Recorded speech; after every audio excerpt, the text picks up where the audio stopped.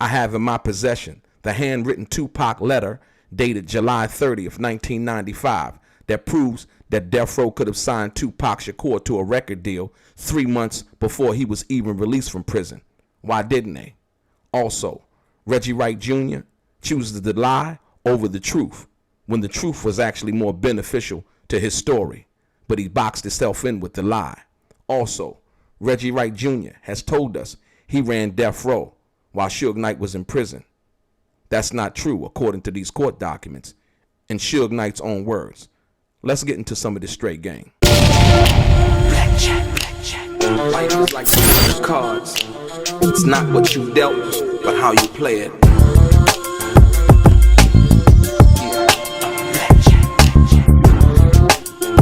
Play each situation correctly. I remember they used to laugh at a brother. Welcome back, guys. Welcome back. It's your boy DELRAY Richardson, platinum artist, platinum songwriter, Straight Game TV. Thank you for tuning in. I appreciate your time. Do me a favor, please, and hit the thumbs up button. Subscribe to the channel. Tell a friend. And most importantly, if you're new to the channel and would like to be notified first when I drop some of this straight game, do me a favor and hit the bell notification right below this video. I'm going to get right into it. What I bring to you today is fact and documentation, and I'm gonna show you how this is all interwoven, right? The lies versus the truth versus what people want you to think because they're just talking, right? And so I'm gonna get into it like this. Most people think that the September 16th 1995 letter with 2Pac basically corresponding with David Kenner and Suge Knight was their first interaction, and that's not true. What I have right here is a letter handwritten by 2Pac to David Kenner, giving David Kenner permission to receive copies of 2Pac's contracts and royalty statements from Interscope at that particular time. And you know that because of the date that it's actually dated, July 30th, 1995. Why is this important? 2Pac could have gave David Kenner permission through a jailhouse phone conversation. He didn't. The reason why is because that's not legal and binding, right? Especially when you're handling your business and you're giving somebody permission or the power to represent you or do things on your behalf, should I say. And so the letter basically says, to whom it may concern.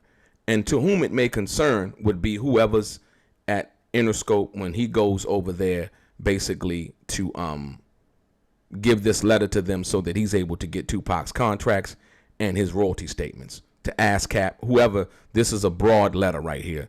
I'm going to have you understand from what I understand about the music business. So to whom it may concern, I, 2Pac Shakur, give David Kenner permission to receive copies of my contracts and royalty statements. And also, he has permission to negotiate on my behalf. However, he may not close or finalize any deal without my approval. This is just a letter to authorize Mr. Kenner to negotiate on my behalf.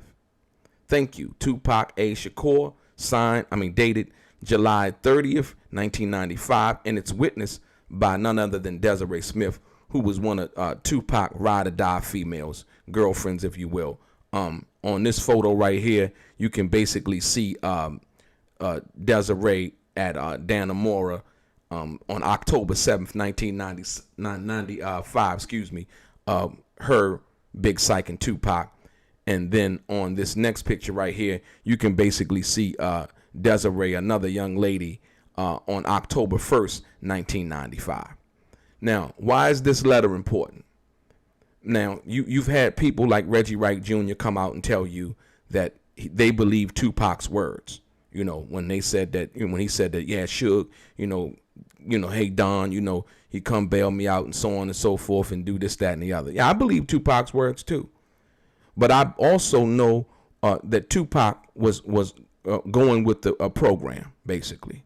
He wasn't supposed to say anything other than that based on the fact that that's what it was supposed to appear to be, that Suge Knight had got him out of jail. You know how I know that? Because 2Pac signed the bail agreement. Do you get it? So Tupac told the public, yeah, I talked to Suge, yeah, Don, get me out and so on and so forth and all of this, Tupac was kicking game, right? To the public. That's what he was supposed to do. But you know how I knew or know that he knew that wasn't true? Because he signed the bail agreement with the bail guarantee. Because he signed the bail agreement giving Atlantic and Interscope the power of attorney. You can simply see through what people want you to believe based on the fact that they want you to believe they had something to do with something that they didn't have anything to do with, right? Like I said, Tupac could have told David Kenneth that he could do this through a jailhouse conversation, but it wouldn't have worked. You can't go to Interscope with no, Tupac told me that I could come and, look at his royalty statements and you can give me his contract. That's not going to work. You need something legal and binding. And also, when you do handwritten letters, it's always good to show that it wasn't done under duress, right? To get a witness. And DELRAY, in that case, was Tupac's witness in him writing this letter, giving David Kenneth permission to negotiate on his behalf at that particular time. So now, the ball started rolling on July 30th, 1995. Check this out. If they wanted to sign Tupac Shakur to death row, if that was really supposed to happen, they had 3 months to do it before Tupac was even let out of jail. That ought to tell you right there, it wasn't going to happen because it didn't happen in the 3 months prior to him getting out of jail. It takes 30 days at the most to write up a contract, right? But he's giving David Kenneth permission to look at his contracts and his royalty statements. Contracts with who? With Interscope, right? So Reggie Wright Jr.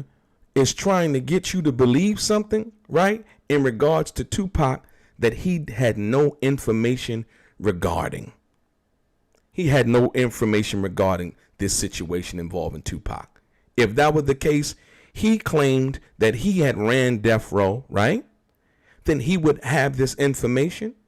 He could bring you documentation showing you how it is, how it was, how it is, and this is what we did. He has none of that. He hasn't even shown you documentations on the deals that he has basically said that he negotiated. Which one did you negotiate? Show me where's your signature on the agreement that you said you negotiated for all of these posthumous albums of Tupac's and all of this other stuff. Show me your signature that you were that guy doing that, right? Now, the reason why I say this is because when you go to the bail agreement, right? You now see why, if Suge Knight had anything to do with Tupac getting out, then Suge Knight would have also been given the power of attorney, like Interscope, like Atlantic, right? He wasn't, because he didn't put up the money. They wanted to make it look like they did for public relations. That's what Interscope wanted to do. And Suge went along with it. Suge gets props. No, by no means does Suge get left out of this story. He played an integral part in this story. And it probably wouldn't have happened if Suge Knight didn't have death row. Or it might have happened where Tupac was going to be released under another label that they might have been close to and say, hey, you'll go over here and you'll record over here, from that perspective. But death row was fitting and it worked perfectly, if you will. But see, this is the thing I want you understand the most. So now, what Tupac said to the public versus what Tupac knew and he signed behind closed doors, right? Tupac knew that he gave up power of attorney. Did he tell the public that? No. Tupac knew that he basically signed over the rights to his publishing and his record label at that particular time out the gutter to Interscope and Atlantic. Did he tell the public? No. Because some things are not made for public consumption in regards to that. Now, that's the reason why I showed you just recently the letter with Tupac Shakur firing Reggie Wright and his security firm on August 27th, 1996, the same day that he fired David Kenner. The reason why I showed you that and I bring you this letter here is based on the fact you're going to see where all of the alleged fraud came into play, the mismanagement came into play, and the straight out misrepresentation of 2Pac Shakur and his rights. Check this out. So now, Reggie Wright Jr. chose to go with the lie in regards to saying that he didn't receive the letter that 2Pac fired him on that date. I didn't get it, is what he said. You know, and the proof that I didn't get it was because we were still around 2Pac. So he must have changed his mind. This is what he said about 2Pac, right? How do you know 2Pac changed his mind about something that you didn't receive? Number one. Number two, when you chose to go with the lie and saying that you didn't receive the letter that 2Pac sent, you have now boxed yourself in with that lie throughout history now. You say, well, how is that, DELRAY? Check it out. So now, you didn't receive the letter. You were still, your security company was still securing 2Pac in New York, you said. Your security company was still securing 2Pac in Vegas, you said, right? But hold on. We know that not to be true. Because if that were true, then 2Pac Shakur would most likely still be alive. 2Pac Shakur would have never been able to get into a fight with Orlando Anderson if he had adequate security. 2Pac Shakur would have never been in the car with Suge Knight if he had adequate security.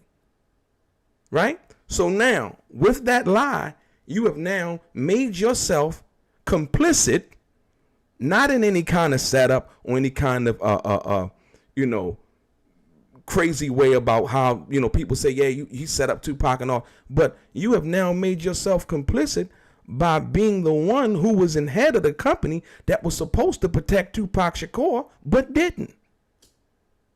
So it was on your watch through your security company, right, that you did not handle your business.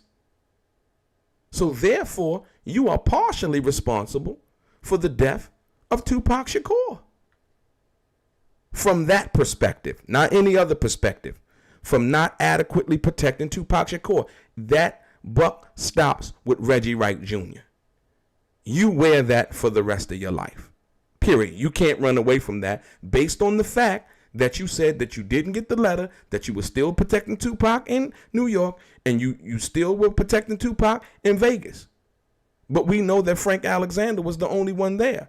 And we also know that Michael Moore, through his own words, if we believe in people and what the words that they're saying, right, according to Reggie, was pulled off of 2Pac and told to come to 662, right? But let me give you the flip side if you chose to go with the truth, Reggie Wright Jr. If you chose to go with the truth and just admit it that, you know what, I did receive the letter, in which you really did, you know you did, right? But you had a problem with that because you thought that by you admitting that you would somehow seem incompetent, right? Which it would have worked in reverse. The truth would have worked more favorable for your argument. For remember, you committed yourself to the lie. But let me show you how the truth would have been more favorable to your argument. First and foremost, by you saying simply, yes, I did receive the letter of 2Pac no longer wanting my company to secure him. I appreciate that. I appreciate the opportunity in being able to secure him for as long as I did. And basically, what happened was 2Pac did find something positive in us representing him as one of my guards. Frank Alexander, he had chose to be his personal bodyguard and to go along with him. So I'm blessed in that fact that he did that. And also, it's unfortunate, but if we would have still been employed by 2Pac and not have been fired, I could have guaranteed you that we would have protected 2Pac, and none of what happened involving Orlando Anderson would have happened under my security's watch. As you've seen, for the time that we were with 2Pac, that nothing ever like this ever happened before in regards to him. That's how it could have worked out in a positive manner by you admitting to that you had got that letter that Tupac had fired you and your security company on August 27, 1996. But you chose to go with the lie. You see how that works? So now, when we talk about in totality what people say versus what you can prove, right? With documentation. That's why documentation is so important, right? Frank Alexander basically said he got the letter. He told the truth. I went to Tupac. I asked him, hey, Pac, what's up with this letter? You firing me? Nah, Frank, you going with me.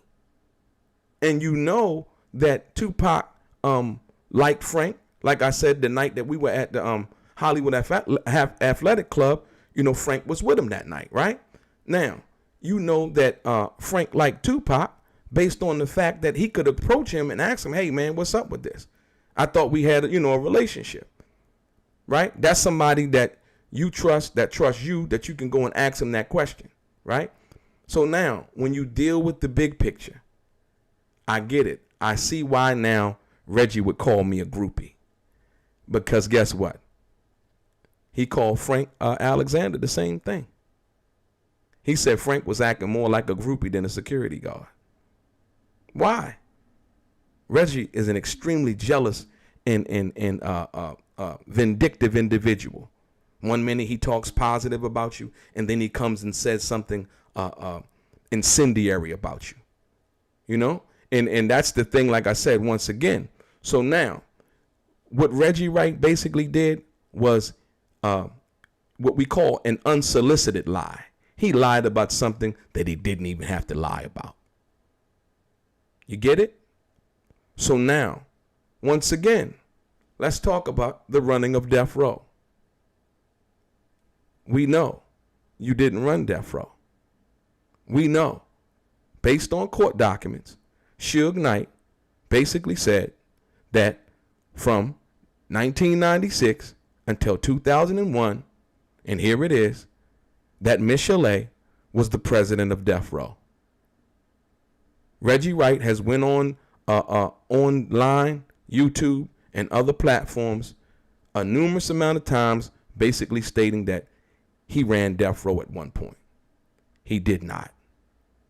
Reggie Wright was Miss Chalet's driver. Reggie Wright was a liaison, an intermediate, the middle guy, and so on and so forth, and to say that you ran Death Row, you couldn't cut checks, you couldn't sign contracts. And if you could, please show us the contracts that you've signed. These are facts, guys. This is documentation. This is court testimony. This is a letter. This is 2Pac's agreement. This is 2Pac's handwritten signing, saying something is legal and binding, because that's how you do business. I'm not talking about what somebody can come and tell you out their mouth. Do you have it in writing? Is what they usually ask you when you start talking about how much authority you have and the things that you can and can't do. Can I see that in writing? Is what they asked you. So, like I said before, nothing but facts, nothing but truth. Straight gang. Your boy DELRAY. Straight gang.